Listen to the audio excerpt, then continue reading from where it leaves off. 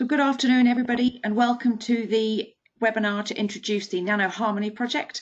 We are delighted to see so many people join us today, and we had over 180 registrations for the meeting this afternoon. So Thomas, could you put the next slide on, please? Thank you very much. So we've got a little bit of housekeeping to do before we start the webinar properly. The first one is that we ask everybody to mute themselves when they join the webinar, and also to keep your webcam off.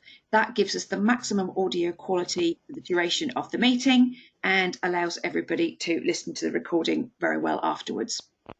We are really happy for people to have questions throughout the meeting. You can use the little chat function inside your control panel, and if you make sure that you send the questions to everybody rather than to the presenters, that will ensure that we can track them and read them out during the Q&A session. I've already explained that we will be recording the webinar, and this will be available through YouTube after the webinar is finished, and we will contact all registered delegates with the link to the recording and also a PDF of the slides that we have presented today. We have a very nice, tidy agenda for you today. Very shortly, I will hand over to Thomas Krubusch, who will introduce you to the NanoHarmony project as a whole. So really how it got started, what its aims are, and the mechanisms that it will use to be delivered, before handing over to Rachel Smith, who will focus on the test guidelines that are the focal point of the NanoHarmony project. So I'm now going to hand over to Thomas to start his presentation, and we look forward to an active Q&A session at the end of the webinar. So Thomas, do you want to get started? And we look forward to hearing your presentation. Thanks a lot, Claire, for giving this nice introduction and for giving me the opportunity to welcome everybody to the webinar as well. As a coordinator of NanoHarmony from the Federal Institute of Occupational Health and Hygiene, I'm happy to introduce to you the NanoHarmony project. And with the NanoHarmony, the word NanoHarmony contains two words. The first one is the nano. We talk about the nanoscale, and here on the left-hand side you see a slide, an illustration of a quantum dot or quantum mechanics, so which relates to nanotechnology. This one is an illustration of a construction material, so we talk about nanomaterials, and their nanostructures also available in nature. Just the nano within NanoHarmony is the focus here, as can be seen on the nanomaterials. And there, with the nanomaterials, we search for the harmony for the safe society. Harmony is, in this case, for NanoHarmony, the wording for harmonization. And harmonization for a safety assessment or for a safe assessment of the use of nanomaterials for the nature, for human beings, and that globally, worldwide. And this is the background actually of NanoHarmony. On the one hand, working together very strongly with the OECD and the chemical safety and biosafety. OECD it's seeking is, as written down here, the OECD assists countries in developing and implementing policy. Could one of yes, please switch off the microphone because I hear some redundancy. The OECD assists countries in developing and implementing policies and instruments that make the systems for managing chemicals as efficient and robust as possible while protecting human health and the environment. And on the other hand, the worldwide, we in Europe also are working on the chemical safety.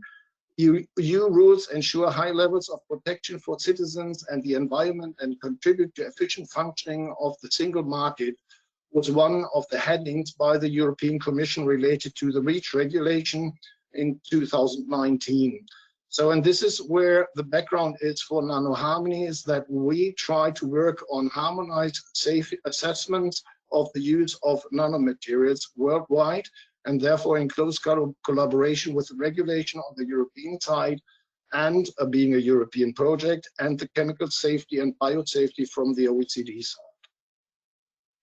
So a project only can work as long as they have partners, and you see a list of partners being presented here, coming from industry, coming from regulation, coming from research, and coming from all over Europe. But as being shown, being OECD related, being worldwide related, it is also important that we reach out and work together as the project NanoHarmony with international partners and with more partners if possible. And as a CSA action, coordination support action, we are happy that we can actually take on board associated partners. We have more than 24 institutions and industry currently asking to become associated partners, and we've started the procedures with institutions and industry coming from South Korea, South Africa, Canada, the US, and some other countries. And this is ongoing, and we hope that this collaboration worldwide will facilitate the development of safe use of nanomaterials by test guidelines and guidance documents, developed in this case here within NanoHarmony for the OECD. So introducing the project NanoHarmony, certainly we have to see that NanoHarmony is somehow had a start, and it all started when there was a European presidency was with Malta. And in Malta, it was decided that an initiative is needed, a European action to develop OECD test guidelines for nanomaterials. And 18 member states, industry, the European Chemical Agency, and the Joint Research Center, in this case represented by the Joint Research Center in Ispra, are currently active members in the Malta Initiative, with the chair being with Anke Jesse at the Federal Ministry for Environment in Germany. But the question is why and what shall be achieved with the Malta Initiative? We're starting, I think it was 2016-17. And one of the first points here, ensuring that nanomaterial safety regulation keeps pace with innovation. And that was one point. We saw a tremendous growth and wealth of nanomaterials coming into the market, but we also see that some of the regulation and some of the test methods were not fit for being used for nanomaterials. Certainly, the Malta Initiative strengthening European and international cooperation related to the test guideline development, setting priorities to test guidelines and guidance documents to be developed, and that can only be done if all stakeholders get involved. And there were several activities, and within the activity range of the Malta Initiative, EU projects were opened and calls were opened, which I would like to introduce to you in the next slides, because we cannot understand and fully know what NanoHarmony is doing without seeing this collaboration with the other European projects in relation to the Malta Initiative. So there was a call about 2.5, 3 years ago, which in Europe it's called NMBP call 13, which had the title Risk Governance of Nanotechnology. This was a research call for funding of projects, EU projects, research projects. And in this call, there was also a certain amount asked for to focus on research related to the aims of the Malta Initiative. And 3 projects were funded within the number 13 call. And one project is NanoRego. And here you will see on the right-hand side, the task in NanoRego is and was, and the project will run like the other 2, another further 2 years, review of available guidelines and standard operation procedures, where then subsequently recommendations and conclusions are driven to see what is needed in the section for material safety, exposure assessment, assessment of human hazard, assessment of environmental hazard, and assessment of risk. So here we are looking into the existing framework, what is there, what is needed, where are the gaps. These are the focus for NanoRego. Risk gone, as you can see from the first wording, adaptation of available and development of new test guideline, their aim. So they work for the research which is needed for the new test guidelines or to adapt available already test guidelines in place so that they can be used for nanomaterials as well. This is mainly related to properties and endpoints at the OECD stage when it's pre-project proposal, as it's called for those working on OECD level.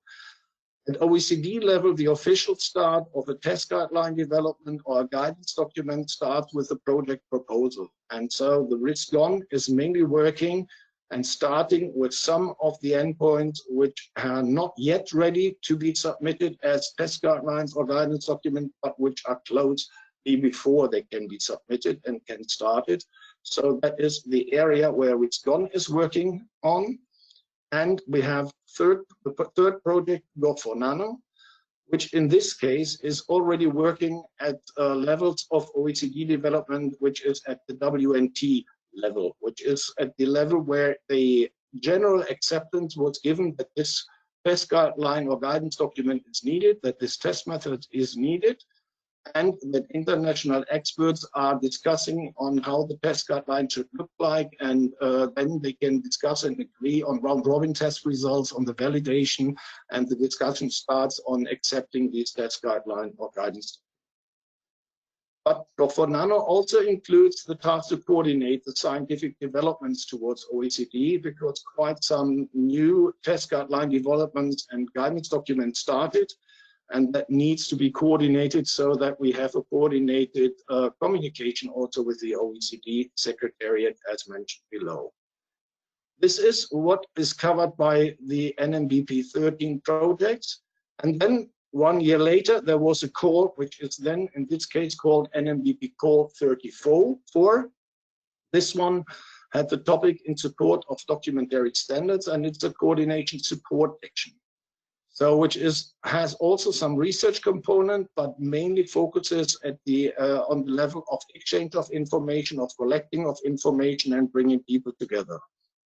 And 2 projects were funded along that call, which was NanoMet, which is a single partner EU project, and OECD is a single partner of NanoMet. And that is with the main focus that OECD EU activities are supported and coordinated, so that at the end of OECD and with communication of the EU project, the OECD requirements are fulfilled by all the projects. All member states and member countries and member organizations of the OECD are informed and can actively participate within the development of the test guideline, and the interactive exchange and collaboration with related EU projects is a focus of Nano. And last but not least, then the NanoHarmony project, which now really shows a little bit clearer what NanoHarmony is doing. So NanoHarmony is also supporting the development of test guidelines and guidance documents, and for specific ones. Rachel Smith is going to present those directly after this presentation, where she will explain and go into more detail which test guidelines and guidance documents are worked on within NanoHarmony. But within NanoHarmony, we also have the task to coordinate the scientific activity also beyond NanoHarmony. If we talk, for example, about dissolution, dissolution is important if you talk about physical chemistry. Dissolution is important when you talk about environmental transport and fate. Dissolution is important when you talk about human toxicology and toxicokinetics. So it is important that we have some cross-cutting issues dealt with within NanoHarmony, so that we come up with a good test guideline and guidance document strategy that fulfills the requirement for the OECD, and that there is not too much overlap, and all of that is a practical way actually to go forward. And last but not least, one aim of the NanoHarmony project is to facilitate information exchange between research and OECD, certainly in combination with the Go for Nano project, so that we have NanoMet, NanoHarmony, and to a certain degree Go for Nano, doing the coordination flow of information between the 2 main bodies. On one hand, from the European research project, trying to involve all international experts on the science level, and on the OECD side, NanoMet, working on the involvement also of members, countries, and member organizations and experts from the OECD. To get a little bit more into detail, how we want to achieve these things actually with NanoHarmony. And you see here in the middle of this slide, the NanoHarmony with 3 main areas where we work on. Not a surprise, the first one is the development and validate test methods for OECD test guidelines and guidance documents. But we also have one important part where we work on the formation of a network to interact with all relevant stakeholders, which is necessary to achieve the aim.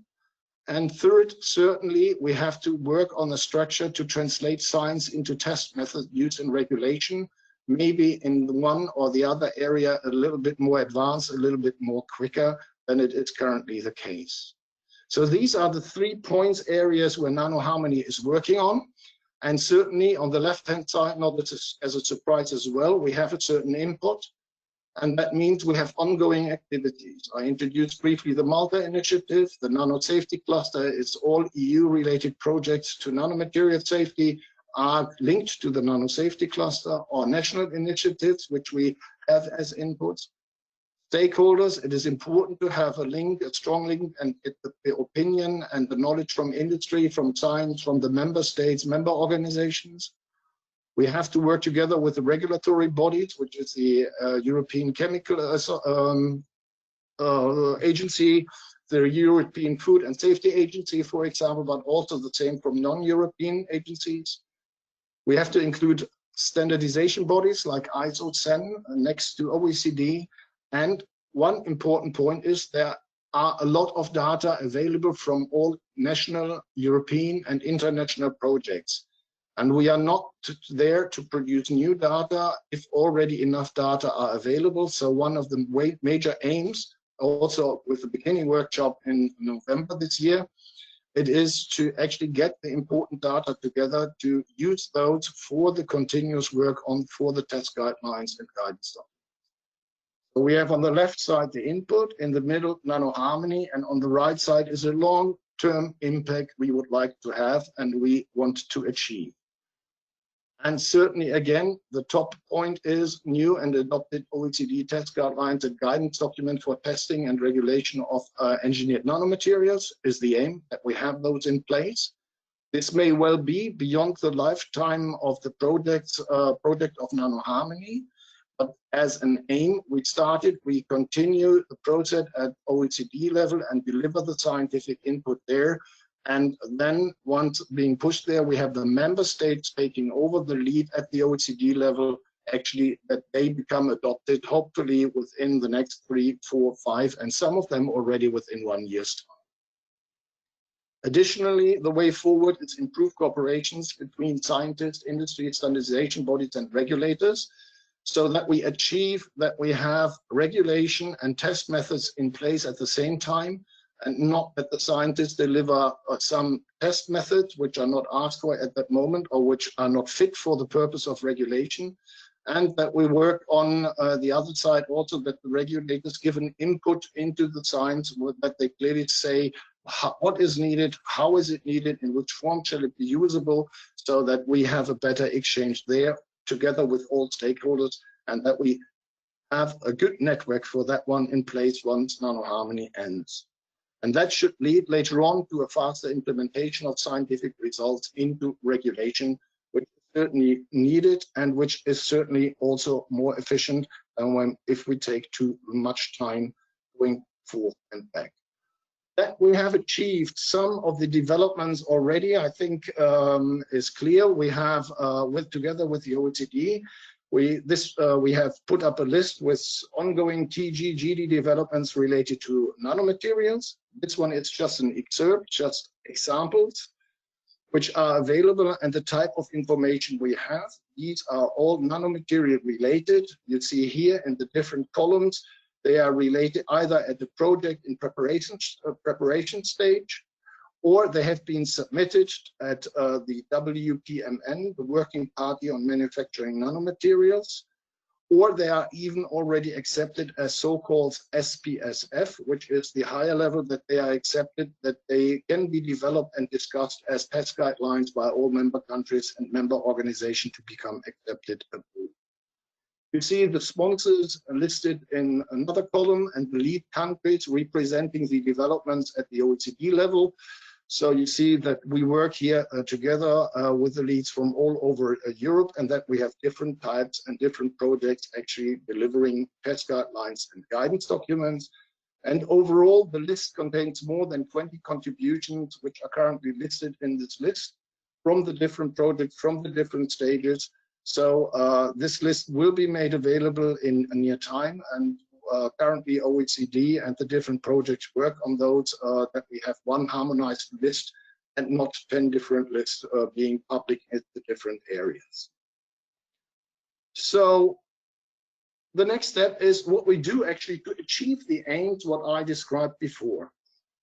Certainly we do, and you see at the lower end of this slide, you see on the left-hand side research, then the errors, harmonized assessment, errors regulation, and errors legislations in brackets. So if we look into research, certainly the projects we're working at the research side to develop the test methods being usable for test guidelines and guidance documents in Europe, but also internationally with round-robin tests and with a contribution from members of the OECD all over the world and scientists from all over the world. So this is what we do in the work package 1, where Rachel, as said, will give more information later on. We do that actually to facilitate a harmonized assessment. And to do that, certainly, we also need the acceptance of the test guidelines. And that's why the formation of network to interact with all relevant stakeholders is important. And one point I would like to mention here is the first one of the middle box: initiate and coordinate scientific exchange between the different TGD developments and international experts. And we announced that we will have a workshop, which is web-based workshop from the 3rd to 5th November with dedicated sessions to test guidelines, to data requirements and other points, which we will present at our webpage, www.nanoharmony.eu, very soon. And you can already now register and name topics and areas which are of interest for you to be dealt with during this web session. And we will keep you informed once you are registered. Certainly, work package 2, initiate and coordinate exchange between researchers and the OECD. I think I said that before. And network stakeholders and key bodies together to get also a prioritization. What type of test guideline, which endpoints have to be developed, test methods, and that we are clear with that one. And last but not least, this is the part with the regulation, that we actually develop a structure to translate science into test method used in regulation, that we have an improved flow of information, but not only in the direction from science to regulation, but also from regulation to science. And that is important. The legislation is in brackets because legislation, I know it depends on how you understand regulation and legislation. Legislation is more the ruling and like law. So that one is not directly communicated with the political level, but with the regulators, we expect that we have a good and intensive exchange to actually come forward with a good way and good structure. So we achieve this within NanoHarmony with certain events. And NanoHarmony started in April 2020, and it is now scheduled to finish in March 2023. And it starts with a kickoff and it ends with a final meeting. I think that does not come as a surprise, but the workshop and consortium meetings are important to get all stakeholders involved. I already mentioned the workshop in November 3rd to 5th, data and information collection needed for timely development and gap identification at the start of the project. We have a workshop 2, strong stakeholder involvement on the discussion of test method, round-robin test results, regulatory research and test method developments in European regulation will be a topic to be discussed at the workshop 2. We have a so-called consortium meeting 1 and 2, and as associated partner, it is possible to participate at the consortium meeting when we have special meetings or in the general meetings related to the different work packages. So that is one point which is possible for associated partners. The workshops will be free for anybody to join.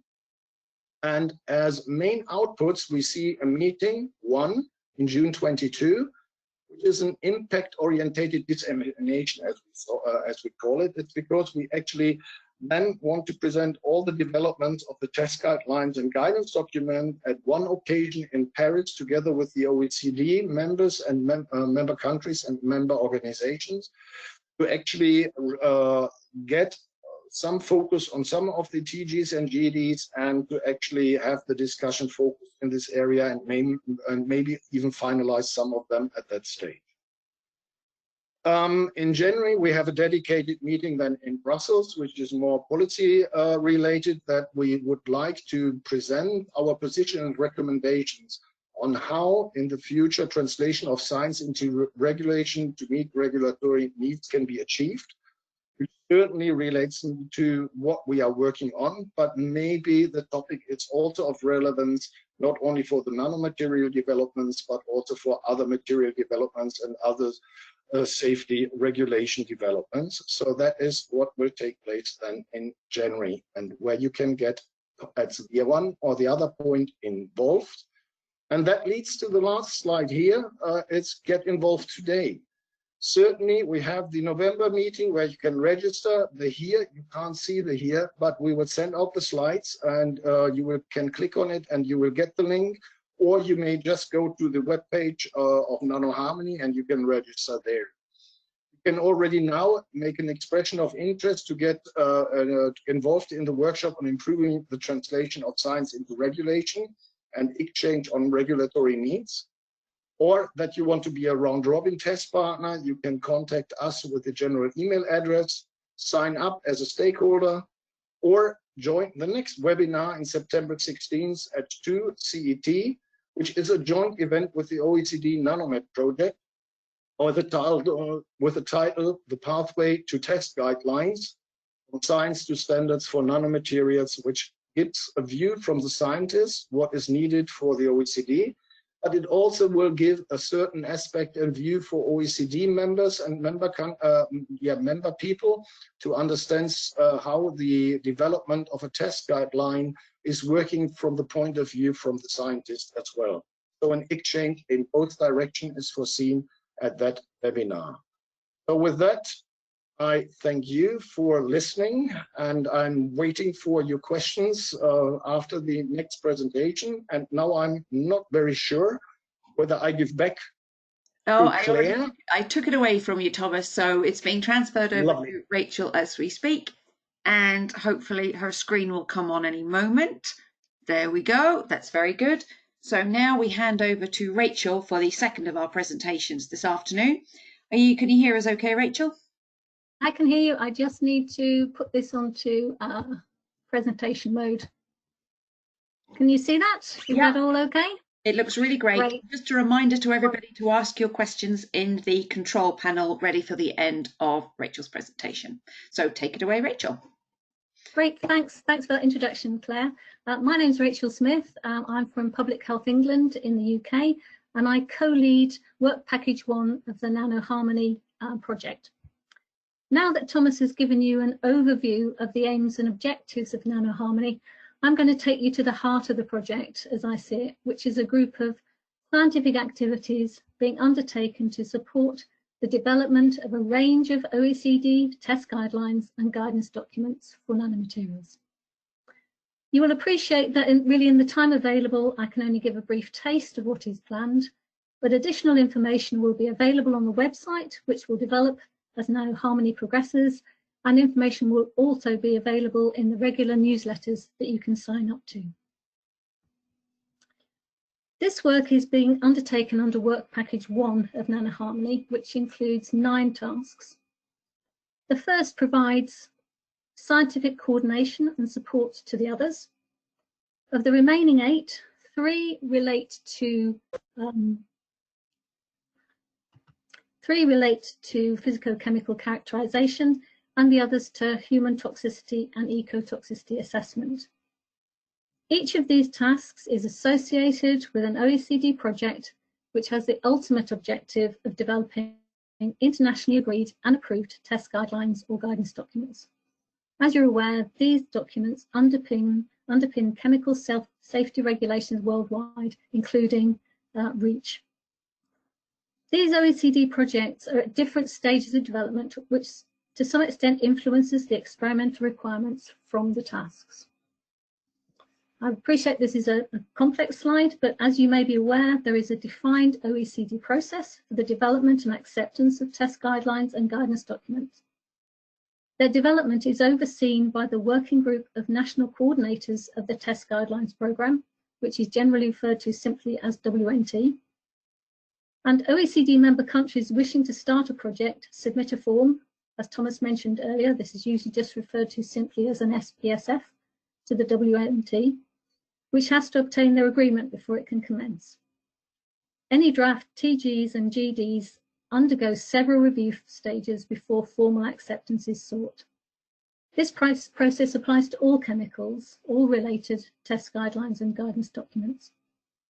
Projects related to engineered nanomaterials also generally start within another OECD committee, the Working Party on Manufactured Nanomaterials, or WPMN, as it's indicated on this slide. This allows earlier discussion and input from this expert group before proceeding to the WNT process, which facilitates progress.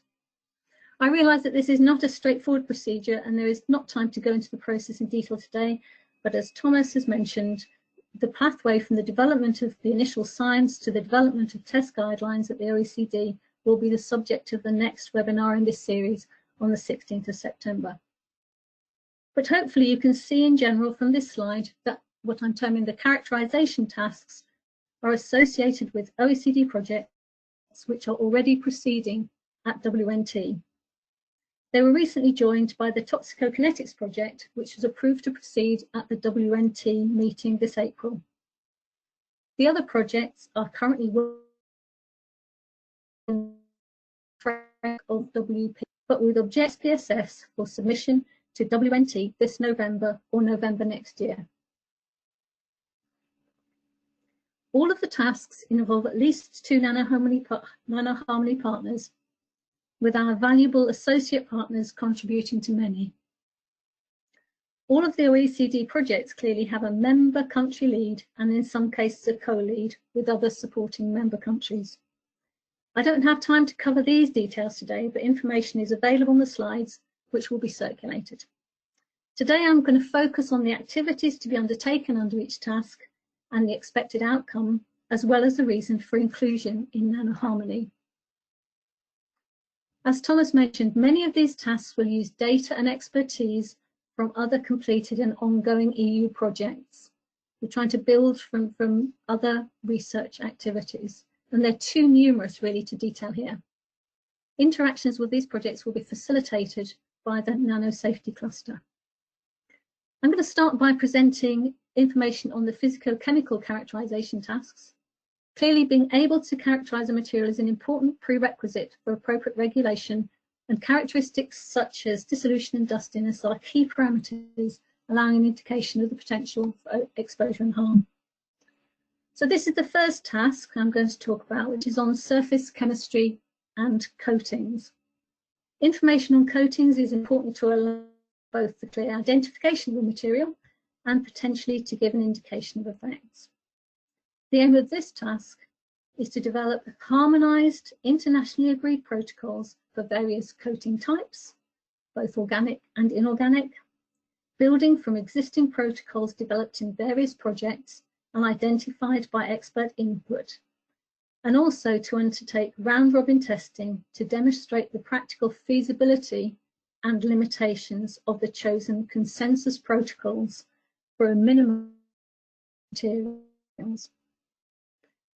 The results from this activity will be collated to support the development of a guidance document on the identification and quantification of surface chemistry and coatings. The next project relates to task 5, and this addresses the important issue of solubility and dissolution. The solubility and dissolution rate behaviour of nanomaterials in water and relevant biological media, including lung lining and intestinal fluids, are important data requirements for the regulation of nanomaterials under REACH, as they provide information relevant to toxicity and ecotoxicity.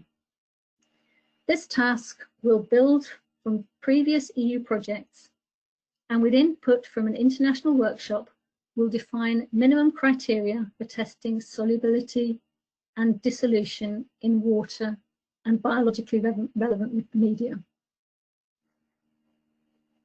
Under the task, they will they will conduct interlaboratory comparisons using a number of methods with analysis by mass spectrometry and X-ray fluorescence techniques.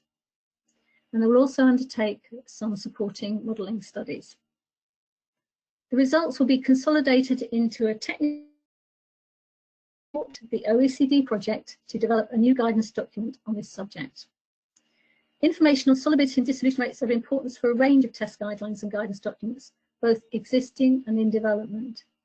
For example, where different testing approaches be defined for soluble versus insoluble materials, as in the inhalation toxicity test lines 412 and 413. And so it's a key component of many development projects. The final project in the PhysChem category is on dustiness testing. The dustiness of a material is an important characteristic reflecting the potential for exposures, and for some materials, the potential creation of dangerous, flammable, or explosive aerosols.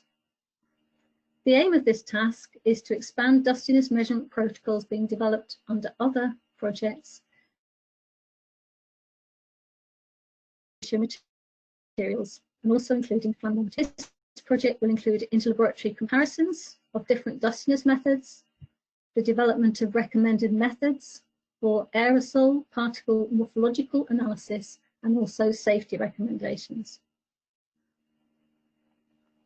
The expected outputs will be internationally validated SOPs on testing of high aspect ratio nanomaterial dustiness tests and ranking schemes, and these will support OECD projects to develop a test guideline on dustiness of manufacturing nanomaterials, and also a guidance document on ATEX, which relates to atmospheric explosives safety. I'm now going to turn to the tasks associated with the assessment of human toxicity and ecotoxicity. Many of these are at a relatively earlier stage and reflect a similar pattern of activities, including in many cases a first stage of accessing, reviewing, compiling and interpreting relevant available data from other projects and other sources to identify the current state of the art and to identify major data gaps, which is then followed by targeted experimental activities to address some of these areas where gaps exist, followed by a consolidation to develop recommended approaches and SOPs to support guidance document development. The first of these projects is on toxicokinetics. Toxicokinetic information is required under various regulatory regimes, including REACH, and Task 1.3 is intended to support the development of a test guideline on the toxicokinetics of nanoparticles. This is required because the current toxicokinetics test guideline, TG417, is not applicable to nanomaterials, which really reflects the fact that the behaviour of particles can be significantly different from that of dissolved species within the body. The work planned will include data collection and data gap analysis, facilitated by expert workshops, and then new in vivo toxicokinetic studies by project partners and associated partners, and with some supporting modelling. And the output will be recommendations on minimum study design requirements to support the development of the test guideline for nanoparticle toxicokinetics. The aim of the next task, Task 1.8, is to develop an integrated approach for determining the fate of ingested nanomaterials, considering both their fate in different gastrointestinal fluids and also absorption and translocation of particles through the intestinal barrier, using acellular and in vitro models respectively. Analysis of the state of the art in these areas will be supported by data from the literature and other projects and facilitated by a workshop, which will be used to identify key gaps which can be addressed. This will then be followed by targeted experimental studies, including some interlaboratory comparison studies to develop and refine protocols addressing applicability and, importantly, reproducibility. The results will feed into OECD activities to develop a new guidance document on the determination of the behaviour of ingested nanomaterials in the intestinal environment. The development of appropriate acellular and in vitro approaches is important in the long term to develop testing strategies which provide high levels of chemical safety whilst minimising vertebrate testing. And such approaches also play an important role in screening and read-across activities in a regulatory context. So turning now to one of the ecotox related tasks. OECD aquatic toxicity tests, such as test guidelines 201, 202 and 203, which relate to algae, daphnia and used and are an important regulatory, but there is a lack of agreed protocols for their use with nanomaterials, which makes results difficult to interpret and compare. There are also issues in some cases with interference with such assays and questions regarding exposure concentrations. The purpose of task 1.9 therefore is to undertake a gap analysis and targeted experiments for different types of nanomaterials, covering a range of solubilities to optimize protocols and to explore their transferability. The ultimate aim of these activities is to provide background scientific input to allow recommendations on the appropriate use of these test guidelines with nanomaterials to be included in annexes to the developing guidance document on aquatic and sediment toxicity testing of nanomaterials. Turning to another ecotox-based task. Task 1.2 is on the bioaccumulation potential of nanomaterials. Although OECD WNT projects primarily produce test guidelines or guidance document, an alternative output is what is termed a detailed review paper. These can be of particular use for complex issues which may ultimately involve the development of perhaps a set of test guidelines or guidance documents. The development of such a review paper is the potential object of the OECD project associated with this task on bioaccumulation, although the details of this project have yet to be finalised. The accumulation of chemicals within environmental compartments, including fish, is an important ecotoxicity indicator.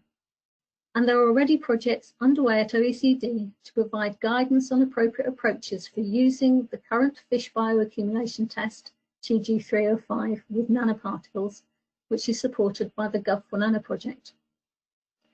For many chemicals, it is possible to waive the regulatory requirement for a fish bioaccumulation test on the basis of simple chemical tests, which provide an indication of bioaccumulation potential. However, unfortunately, these are not considered suitable for nanomaterials.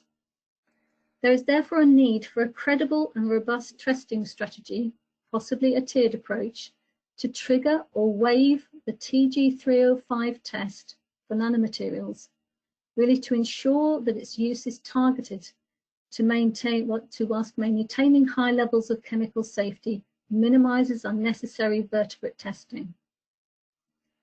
To support this complex OECD project, Task 1.2 will summarise existing data and test methods, hold workshops to identify key data and data gaps, to promote consensus building in this area and obtain expert input, and also to undertake experimental studies to support proposed assessment tiers, which could, for example, include physicochemical tests in vertebrate or ex vivo fish gut sac approaches.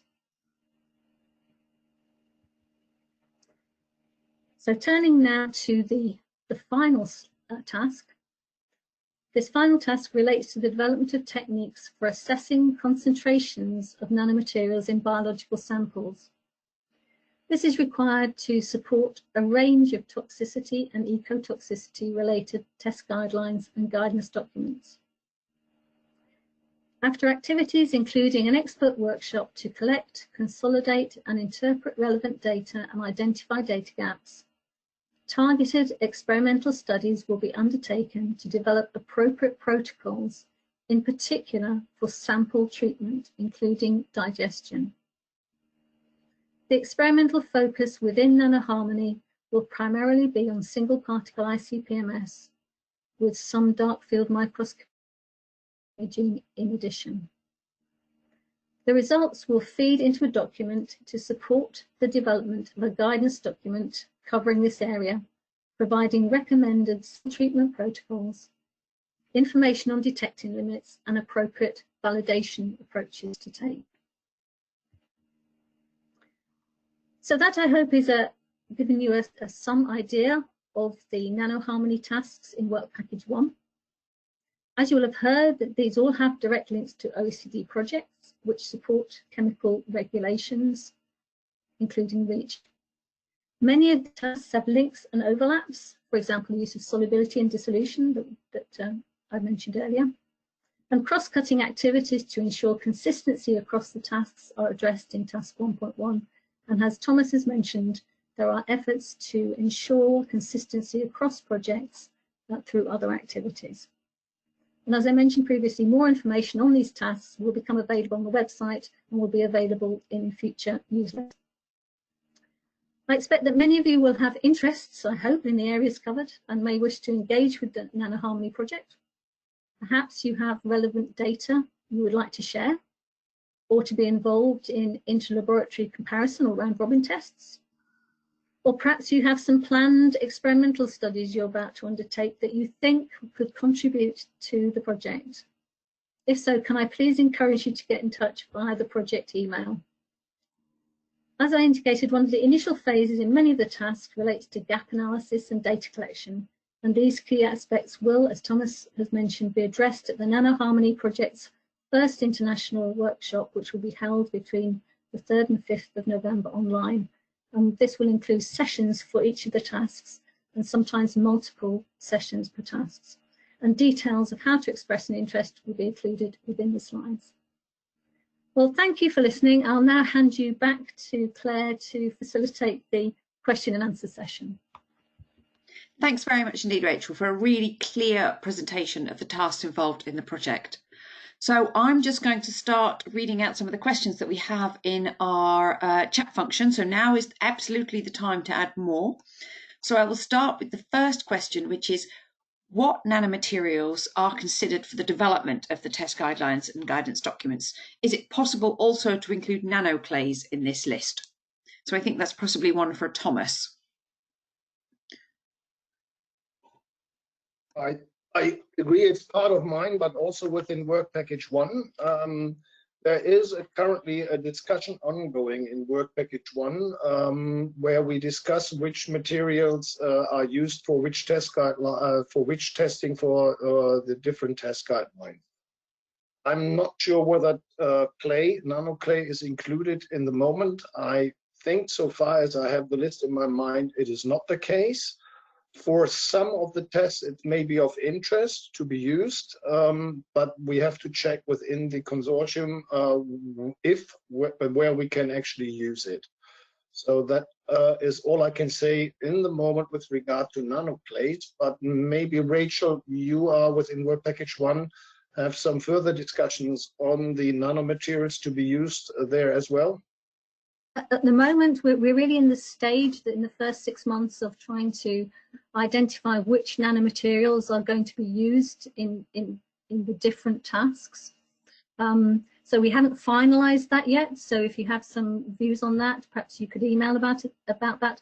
I know a couple of tasks are potentially considering some nanoclays, but I must confess off the top of my head and without searching through the Excel spreadsheet, I can't quite recall which of the tasks, but yes, I think there was some discussion, but it's not the process of choosing nanomaterials has not ended yet, so there is time to input on that. I think also you could say there that if by signing up as a stakeholder to the project, we can keep people informed of which nanomaterials are under review, and those people can always also get involved in things like the expert workshops so that they can bring nanomaterials into the discussion also. Yeah, I think one of the outputs from task 1.1 is by month 6 of the project, which is in a couple of months' time, is to produce a list of the nanomaterials we're going to use. So there is still time to input to the process. Good. So I think that's something that you could we'd welcome contributions towards. So the next question is, will fair data be part of the NanoHarmony project? And if so, how will that be done? I think this question, Rachel, do you want to answer or me? I think it might be easier if you answered that overall, as it's project wide. The fair data concept is not directly included, but working together very closely with the Go4Nano project within work package 2 there, the fair data handling is part of the Go4Nano, and the discussion is ongoing there. So yes, in general, we are considering to take fair data into account, but we will see and we will take part in the discussion within what is happening in Go4Nano, so that it is dealt with for all task leaders who are working towards test guidelines and working on the scientific background, that they all deal with the same kind of where the data will be stored and handled. So in this way, it is not a definite yes, but it may well be. No, that's great. And I think we need the data to be as accessible as possible to be able to drive this process properly. So we will certainly get as much as possible accessible in the public domain through the website and through our partner projects. May I add one comment there? Yes. It is as soon as test guidelines or guidance documents developed, and you have to evaluate the repeatability and all the other important parameters which are valid for test guidelines to be used worldwide. There will be a validation report being published along with the test guidelines and guidance documents, if applicable, which is publicly available. The fair concept would make these data available on a digital basis, so they could be better used within other projects. But anyhow, all data being produced within NanoHarmony for test guideline and guidance documents will become available via the OECD webpage, where the validation reports are presented.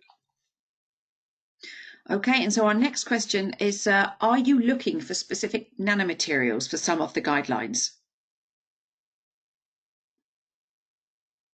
I would have to reply with another question. What do you mean with special nanomaterials? Yes, if it's meant in the way that we are looking, for example, if we for harm material, high aspect ratio nanomaterials to be tested, we are looking there for materials where dustiness with this material can be tested for organic material as well as for metals or some other crystalline materials. So that is certainly quite specific material being looked for or being searched for in this area. In general, for their requirements to have a look into the material. So in dissolution rates, you are looking for some which has low dissolution rate, high dissolution rate, to see how it works with the different test methods at the different ends of possibilities of behavior. So in this regard, we look for special material with specific properties of relevance for the test endpoint.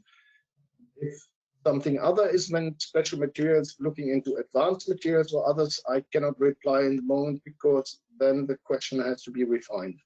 That's fine. The questioner can always add an additional clarification to that if you didn't answer it. And so we have our next question. Is there a non-commercial partner to acquire a library of reference materials? I think, again, it's me to reply. Reference materials or materials we are using, we actually use ourselves the repositories which are common to the research community. So looking at the repository of the JRC or some others, which is material which is well described and characterized by different physical chemical measurement methods, because within the test methods we want to also check for reproducibility, comparability, and then we can use, if we use the same material, also data from the other projects.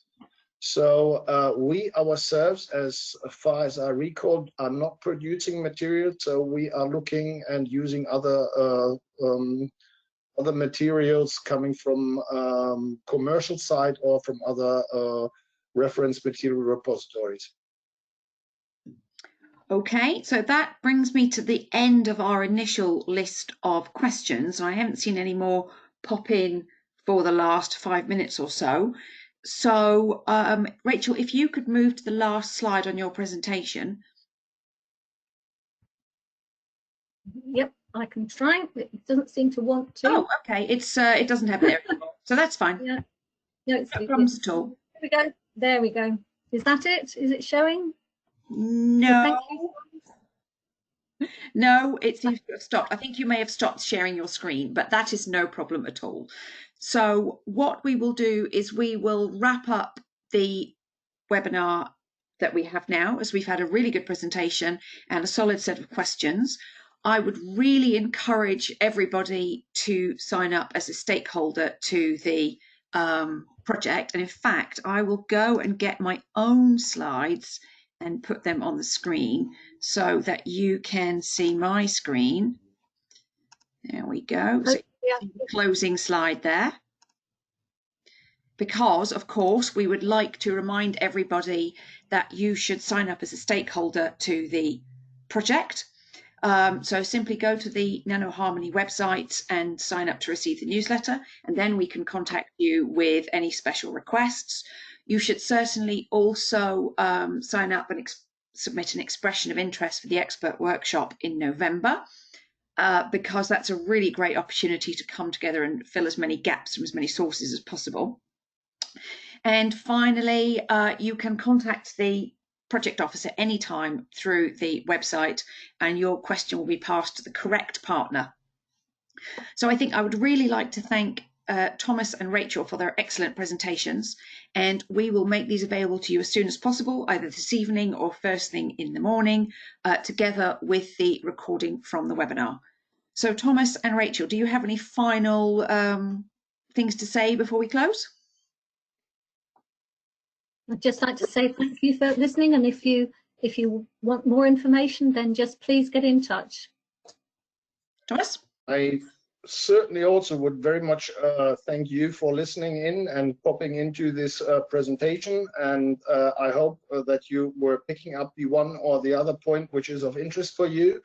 And the whole process of developing test guidelines is only possible if you are getting involved.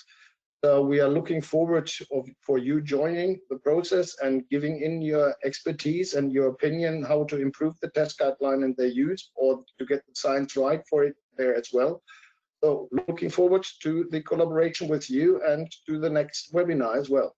That's great. So we will just leave you with the final message to say, don't forget to sign up for the September the 16th webinar, and we look forward to seeing everybody again. So have a safe and restful summer, and we look forward to a very busy project. Thank you very much, everybody. Bye. Bye.